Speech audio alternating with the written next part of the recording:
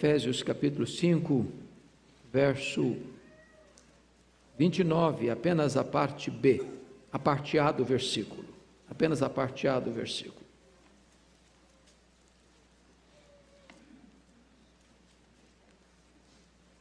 Está escrito o seguinte: porque ninguém jamais odiou a própria carne, antes a alimenta e dela cuida. Efésios 5, 29. Porque ninguém jamais odiou a própria carne, antes a alimenta e dela cuida. Irmãos, nós estamos neste mês de setembro, não só no Brasil, mas no mundo inteiro, tratando o chamado Setembro Amarelo. É um momento em que a sociedade brasileira e mundial está atenta para a questão grave, soleníssimo da questão do suicídio. E a igreja não pode ficar de fora na orientação acerca deste importante assunto que tem afligido tantas famílias. Hoje eu quero tratar desse assunto com você. O que é chocante, e muitas vezes não nos apercebemos, é que há mais suicídios no mundo do que assassinatos. Mais pessoas se matam do que são mortas. Mais de 50% das pessoas no mundo já pensaram em suicídio, como uma saída honrosa para os seus dramas pessoais. O que é triste é que nós ainda não temos uma noção clara de quão grave é esse problema, porque para cada suicídio que é proclamado ou anunciado como tal, há mais 10 suicídios que não são mencionados como suicídio. Na hora de dar a razão do óbito, essa causa não é mencionada. E por isso nós não temos uma visão tão real desse problema que atinge o mundo. Suicídio está presente em todas as classes sociais, em todas as faixas etárias, em todos os segmentos religiosos. Eu acho que vocês têm acompanhado, e todos nós, até com certo constrangimento, a quantidade de pastores dos nossos dias que têm cometido suicídio. Então eu gostaria de tratar deste assunto. Até alguns anos, a faixa etária que mais se matava era a terceira idade. Hoje, jovens e adolescentes é a segunda causa de morte, só perde para acidentes. Então nós precisamos estar atentos a isso. Como esse assunto foi encarado na história, lá no passado, em Esparta, o suicídio era um ato justificável. Em Roma, o suicídio era considerado como um desenlace honroso. A filosofia estoica admitia que era lícito morrer a quem não interessava mais viver. Porém, em Atenas, não era assim que era entendido. O suicida tinha o seu braço direito cortado. Quando o apóstolo Paulo, nessa conjuntura, vai tratar da matéria, no texto líder diz: ninguém jamais odiou a sua própria carne, antes a alimenta e dela cuida. Também na primeira carta aos Coríntios, capítulo 3, 16 e 17, ele vai dizer que o nosso corpo é o santuário do Espírito, e Deus habita em nós, e quem destruiu o santuário do Espírito, Deus o destruirá. Ainda Paulo escreve em Romanos 14, 7 e 8, que ninguém vive para si, nem morre para si. Se vivemos para o Senhor, vivemos; se morremos para o Senhor, morremos. Ou seja, nós não podemos acionar a própria mão que tirará a nossa própria vida. No período dos pais da igreja, no período da patrística, Agostinho de Hipona foi radicalmente contra a questão do suicídio, porque disse que o suicídio exclui a possibilidade do arrependimento. E Tomás de Aquino, mais tarde, vai fazer 3 declarações importantes. Ele diz que o suicídio é antinatural, porque a autopreservação é um dom que Deus nos deu. É natural nós nos autopreservarmos. É um instinto natural. O suicídio atenta contra isso. Segundo, é uma ofensa à família e à sociedade. Nenhum de nós é uma ilha. Por isso, uma pessoa que entra por esse corredor escuro, ele não pensa que, ao cometer esse ato, ele vai produzir uma dor, muitas vezes insuperável na família. Ele vai abrir uma ferida, muitas vezes incurável na família. Ele pensa que ele é um peso, mas ao retirar-se da vida desta forma, ele vai produzir um peso muito maior para a família, para os amigos e para a sociedade. E terceiro, Tomás de Aquino disse que o suicídio é injustificável, porque é uma usurpação de um direito exclusivo de Deus. É Deus quem dá a vida, e só Deus tem poder e tem autoridade para tirar a vida. Muito bem, irmãos, esse assunto tem sido estudado ao longo da história, e 2 escolas se destacam no exame desta matéria. Primeiro, a chamada escola psiquiátrica. São aqueles que entendem que todo suicida é uma pessoa que tem problemas de ordem mental.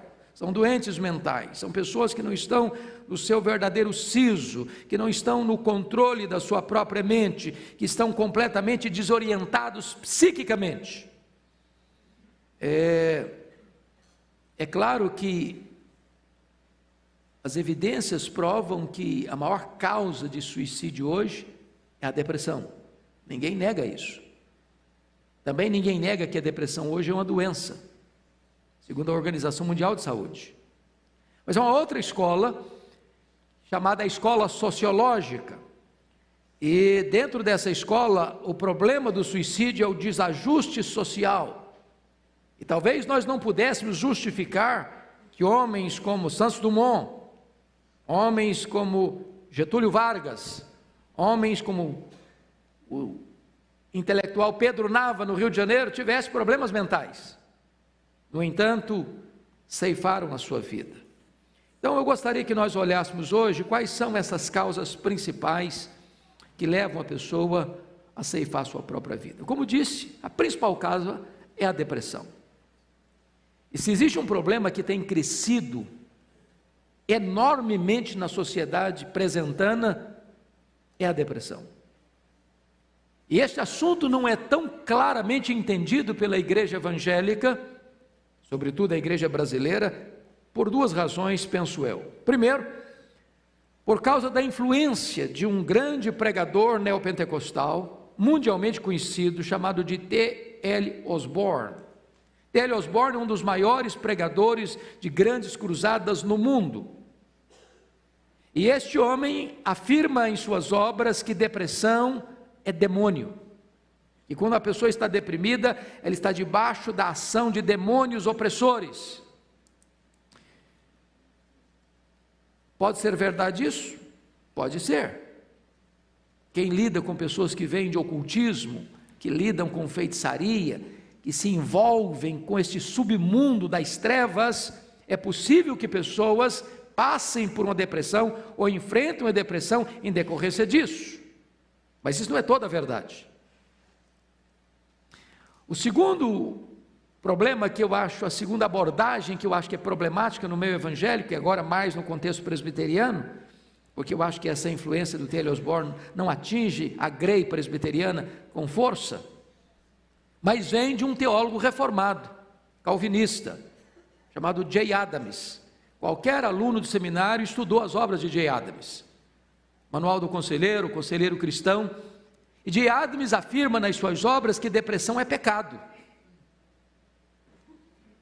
Depressão pode vir de pecado? Pode.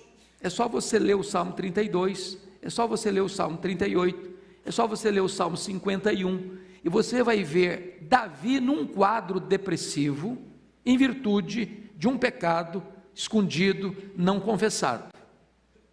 Agora a pergunta é, Uma pessoa crente, cheia do Espírito Santo, piedosa, pode enfrentar uma depressão?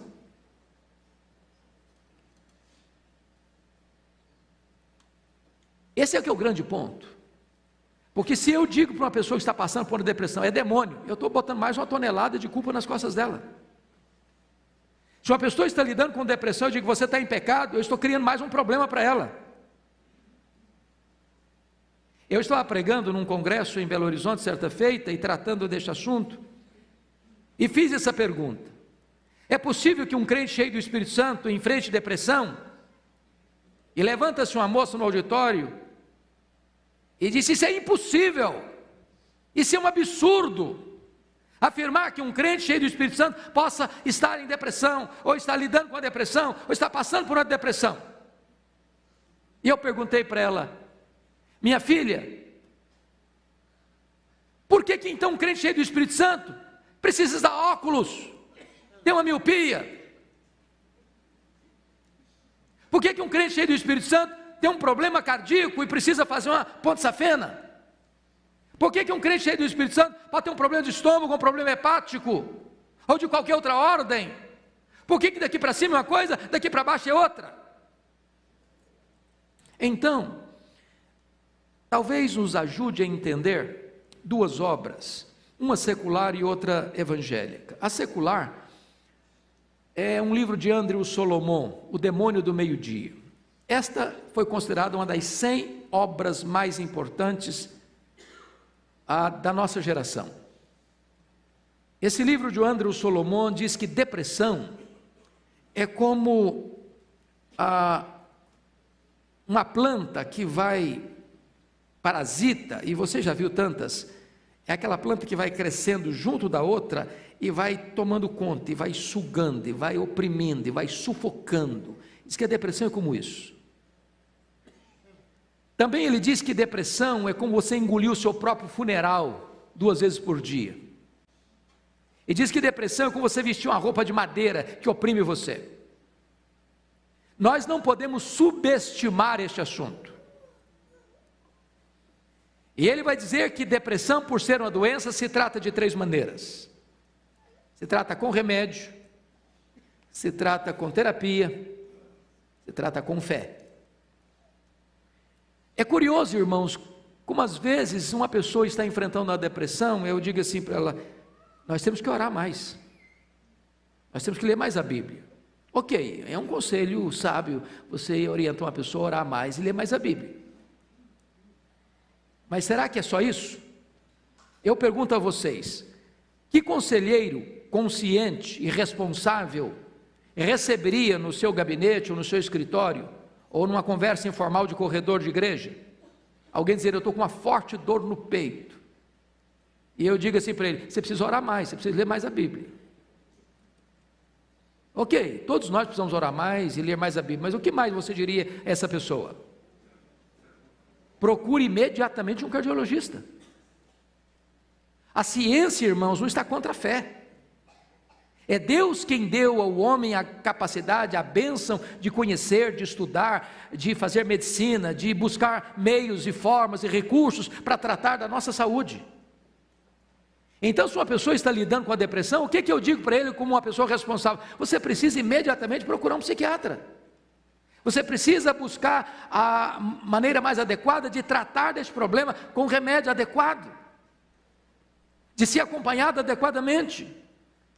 Então sim, entra a questão da fé, de você estudar a Bíblia, de você orar, de você estar na igreja, de você participar dos cultos, de você estar envolvido com a comunidade da fé, para ser encorajado, ser acompanhado, e ser assistido, e ser consolado.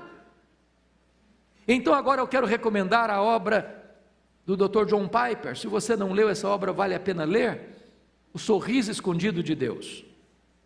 E neste livro, Dr. John Piper vai dizer que é possível que gente de Deus, cheia do Espírito Santo, enfrente depressão, e ele cita 3 casos.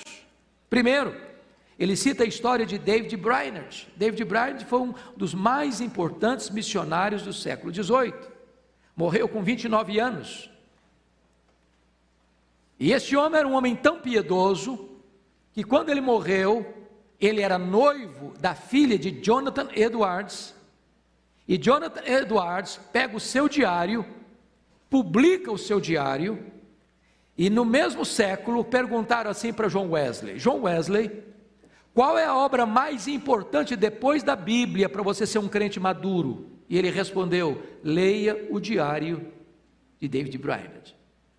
Este homem enfrentava severas crises de depressão. Mas John Piper cita John Bunyan, aquele pregador batista, que ficou preso 14 anos em Bedford, exatamente por pregar a palavra de Deus em praça pública. E as pessoas diziam para ele: se você parar de pregar, nós libertamos você da prisão. E ele disse: se vocês me soltarem, amanhã eu estarei na praça pregando de novo. Foi este homem que escreveu O Peregrino, o livro mais lido na história depois da Bíblia. Ele tinha severas crises de depressão, um homem cheio do Espírito Santo de Deus. John Piper cita um outro personagem, William Cowper, que era um poeta e compositor inglês, evangélico, que tinha crises tão severas de depressão, que tentou suicídio algumas vezes, e foi preciso que alguém o acompanhasse nas suas crises de depressão. Um homem cheio da graça de Deus. Dele a famosa frase: por trás de toda providência carrancuda, esconde-se uma face sorridente. O próprio grande príncipe dos pregadores do século XIX, Charles Haddon Spurgeon, as crises de depressão dele às vezes eram tão severas que ele tinha que se retirar do púlpito, se retirar do pastorado e se tratar por algum tempo dessas crises. Se você olha nas Escrituras, você vê um quadro semelhante na própria vida de Elias, que está dentro de uma caverna, pedindo para si a morte, olhando para a vida com os óculos escuros do pessimismo. Só eu fiquei, olhando para frente e dizendo: acabou meu ministério. E então Deus trata da depressão de Elias, primeiro com sonoterapia, segundo com um cardápio especial, terceiro mandando sair da caverna e abrir o bico e desabafar. Que faz aí Elias? Quarto, mostrando para ele que o melhor da vida dele estava pela frente. Quinto, que o ministério dele não tinha encerrado, que ele tinha mais coisas e importantes coisas ainda para fazer. Irmãos amados, hoje nós vemos muitas pessoas chegando a esse corredor estreito e escuro por causa de conflitos conjugais ou decepção amorosa. Eu já lidei com situações assim e tive a dor de não conseguir sucesso e ver pessoas a quem eu acompanhei de perto, orando, visitando, acabando ceifando a sua própria vida. E você não imagina a dor que isso produz? Há muitas pessoas que, em virtude de cobranças exageradas, como por exemplo, o país que tem mais incidência de suicídio, que é o Japão, muitos daqueles problemas são enfrentados porque a exigência aos jovens é muito grande, nos estudos, no desempenho, no sucesso profissional. Eu estive numa das capitais do Nordeste, onde se diz ter a maior incidência de suicídio, e uma pessoa de lá me disse o seguinte: a maior índice de suicídio está hoje na melhor escola dessa cidade, porque a concorrência, a competição é enorme, e essa concorrência e essa competição leva a esses jovens adolescentes a uma pressão tal, que se eles não conseguem alcançar esse alvo, eles tiram a sua vida. Outras pessoas entram por esse caminho por causa das drogas. Ele não sabe qual é o ponto da dose, e por isso a gente chama de overdose. A pessoa entra em colapso, ceifa a sua própria vida.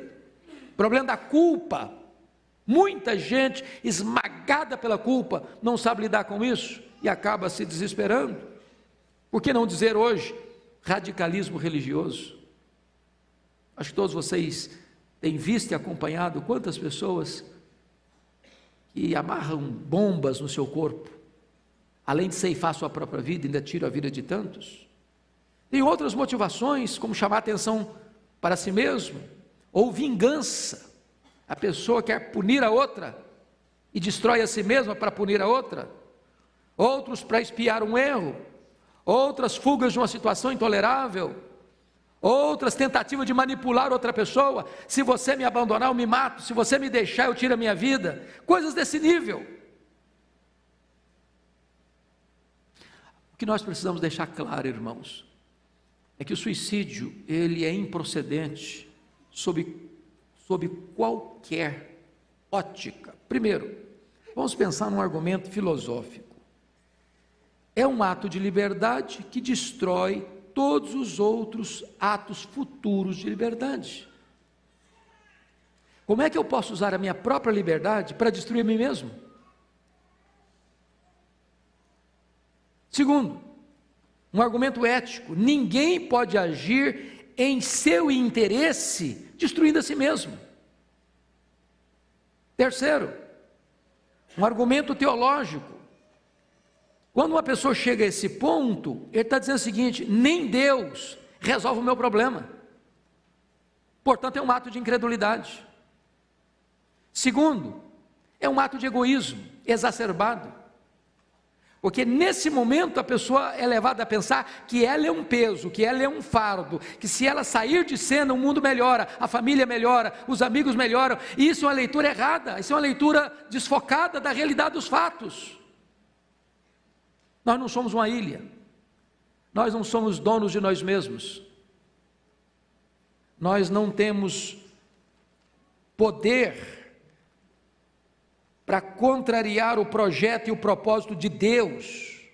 E mais, é uma quebra dos dois maiores mandamentos: amar a Deus e amar ao próximo. Mais do que isso, é um gesto enganador, porque quando a pessoa pensa que ela vai tirar a vida e acabar com o seu sofrimento, ela não entendeu que a morte não é o fim da linha. Ela pode estar entrando numa eternidade toda de escuridão e de dor, sem retorno e sem consolo. O que nós precisamos estar atentos, irmãos, no chamado Setembro Amarelo? É que existem mitos que precisam ser desfeitos. Primeiro mito: cão que late não morde. Quem fala que vai cometer suicídio não comete. Isso é mito. Sabem por quê? 80% das pessoas que tiraram a sua vida deram fortes sinais de que queriam ou iriam fazer isso. Na verdade, quando uma pessoa diz que ela quer se matar, ela não quer se matar. Ela está pedindo socorro. Ela está pedindo ajuda. Ela está dando um alerta. Ele está dizendo: olhem para mim, cuidem de mim, fiquem atentos a mim. E aí é muito importante afirmar isso, de que quando uma pessoa diz isso, ela é uma forte candidata a ser alvo da nossa máxima atenção e cuidado. Segundo, é mito pensar que só os mentalmente enfermos tiram a sua vida. Isso não é verdade. Pessoas debaixo de determinadas pressões, e cada um reage de maneira diferente, precisam ser tratadas com muito cuidado. Terceiro mito: não adianta ajudar uma pessoa com tendência suicida. Isso é mito, isso é mito. Porque muitas pessoas que um dia pensaram, ou até falaram, ou até tentaram ceifar sua vida, se forem adequadamente ajudadas, elas podem ser poupadas da morte e encontrarem o significado pleno da vida. Quarto, só uma pessoa sem temor de Deus tira a sua vida. Isso também não é verdade.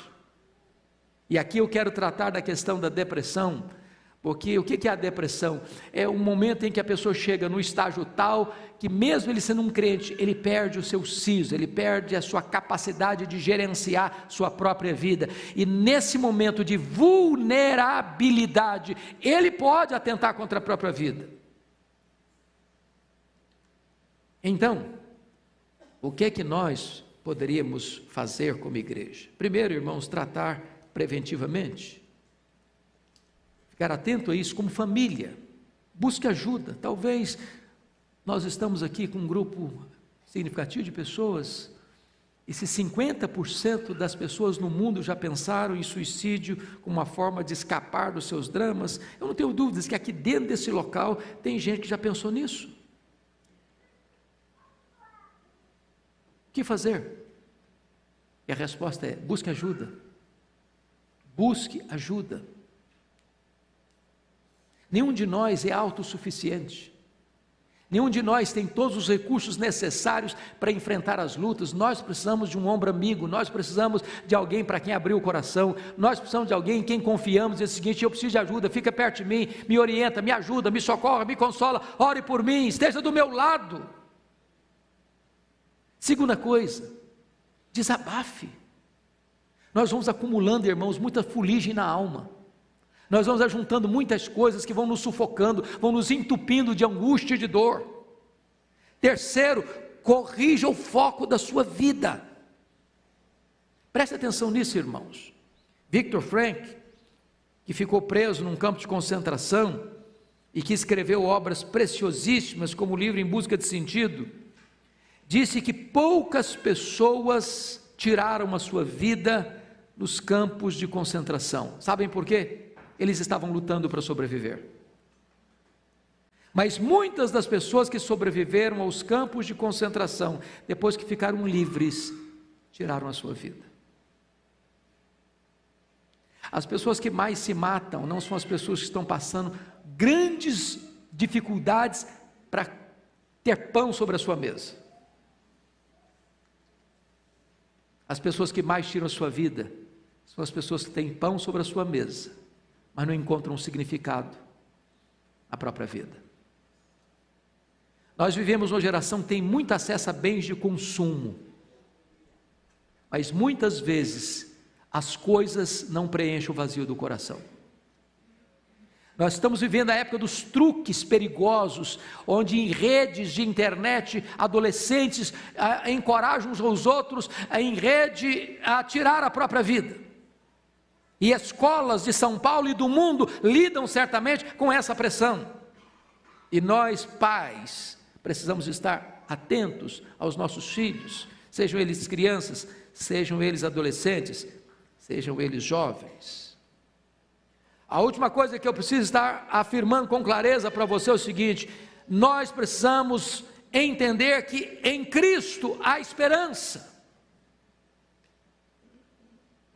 Há esperança para os desesperançados, aquele que caiu numa desgraça moral. Há esperança para ele. Aquele que talvez hoje se sente prisioneiro de drogas, de vícios, de qualquer ordem, a esperança, a libertação, a cura, a retorno, a perdão, a recomeço.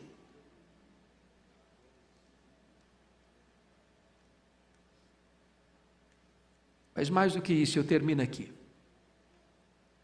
Se a igreja amanhã tiver que lidar com algum drama desta ordem, nós precisamos, como igreja, ser uma comunidade terapêutica para a família. Eu vi um quadro, irmãos, que cortou meu coração. Fui a um funeral de uma pessoa que tirou a sua vida, e lá estava a mãe chorando, coração quebrado, e chega um irmão da igreja, dá um abraço nela e disse assim: que pena, seu filho morreu e ainda foi para o inferno.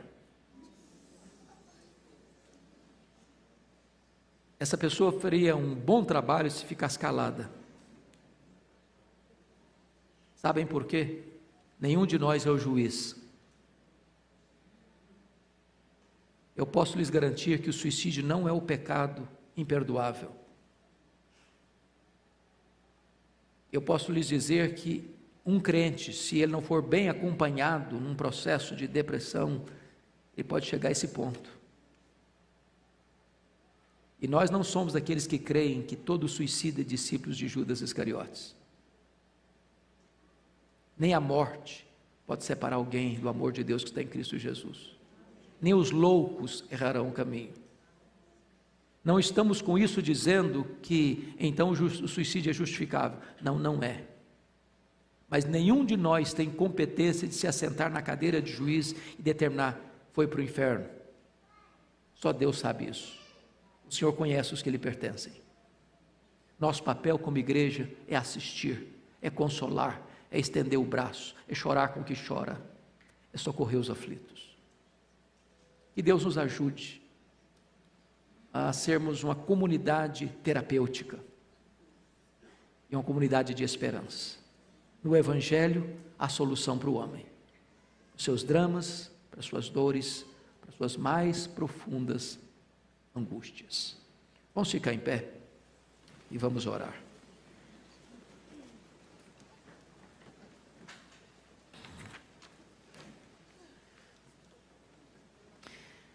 Senhor Deus, Tu sabes as lutas que cada pessoa que está aqui atravessa e as lutas que as pessoas que estão nos assistindo estão atravessando.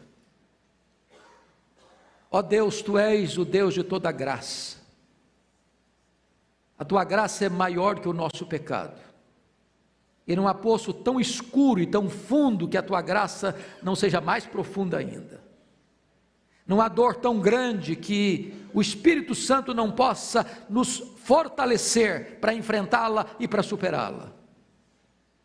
O que nós pedimos nesta manhã é que Tu assistas o Teu povo com a Tua graça, que Tu ajudes as famílias, é que Tu tenhas misericórdia de nós, porque somos frágeis. Tu conheces a nossa estrutura e sabe que somos pó, por isso dependemos de Ti. Nos ajude, Senhor, ajuda as famílias, e ajuda as famílias desta igreja a ajudarem outras famílias, para que esse mal que assola o Brasil e o mundo possa recuar com a esperança do Evangelho. Assim oramos em nome de Jesus. Amém.